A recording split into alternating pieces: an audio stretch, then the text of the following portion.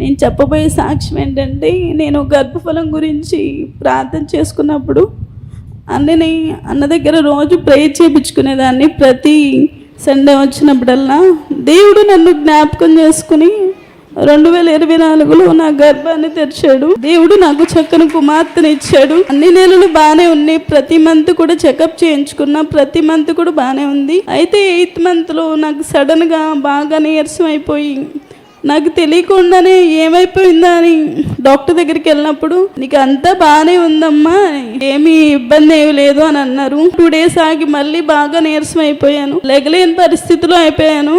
అయితే డాక్టర్ గారి దగ్గరికి మళ్ళీ వెళ్ళాను. డాక్టర్ గారు అండి, నాకు బ్లడ్ టెస్టులు అన్నీ చేయండి అని అడిగినప్పుడు, మేడం అన్ని టెస్టులు చేశారు.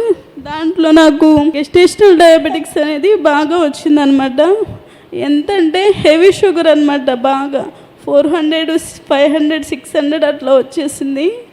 అయితే డాక్టర్ గారు కూడా ఏం చేయాలో అర్థం కాలేదు. అప్పుడు నన్ను బాగా అబ్జర్వేషన్లో పెట్టి నన్ను బాగా మానిటర్ చేశారనమాట.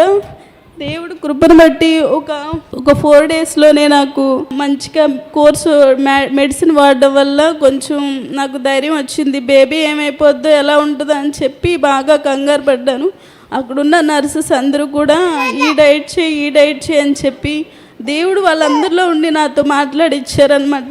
15 daysకే ఇంకా నాకు బాగా ఇన్సులిన్ ఇచ్చేసారు. రోజుకి 100 units ఇన్సులిన్ ఇచ్చారనమాట. చేసుకోవడానికి నేను చాలా ఏడ్చేదాన్ని.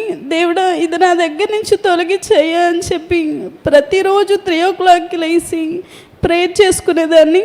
దేవుడు కృపను బట్టి అన్న 2 daysకే ఇంకా నాకు నార్మల్ అయిపోయింది. దేవా, నువ్వు ఎంత గొప్ప కార్యం చేసావయ్యా అని చెప్పి నేను ఎంతగానో స్తుతించాను. అప్పుడు డాక్టర్ దగ్గరికి వెళ్ళినప్పుడు కూడా, అసలు ఏమైంది, అసలు నీకు ఎందుకు వచ్చింది షుగరు, అసలు ఎట్లా తగ్గింది అని చెప్పి ఆవిడ కూడా ఆశ్చర్యపోయి, నీ మీద ఒక బుక్ కూడా రాయాలమ్మా అని చెప్పి అన్నారు. అప్పుడు ఇంకా దేవుడు కృపను బట్టి నన్ను దేవుడు సేఫ్గా డెలివరీ చేసి మంచి బిడ్డను నాకు ఇచ్చాడు. ఆనాడు సారా నవ్వునిచ్చినట్టుగా నాకు కూడా దేవుడు నవ్వు కలగజేశాడు. ఈ గొప్ప సాక్ష్యం దేవుడు దీవించును గాక. ఆమేన్.